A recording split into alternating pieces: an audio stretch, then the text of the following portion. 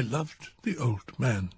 He had never wronged me. He had never given me insult. For his gold I had no desire.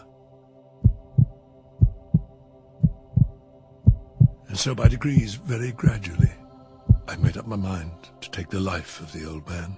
You should have seen me. You should have seen how wisely I proceeded, with what caution, with what foresight, with what dissimulation I went to work. And this I did for 7 long nights. And every night, about midnight, I turned the latch of his door and opened it, oh, so gently. Then, when I had made an opening sufficient for my head, I put in a dark lantern, all closed so that no light shone out, and then I thrust in my head. Oh, you would have laughed to see how cunningly I thrust it in. I moved it slowly, very, very slowly, so that I might not disturb the old man's sleep.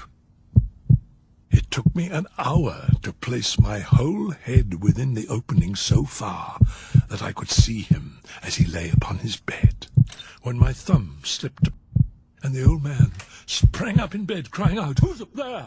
and said nothing. For a whole hour I did not move a muscle.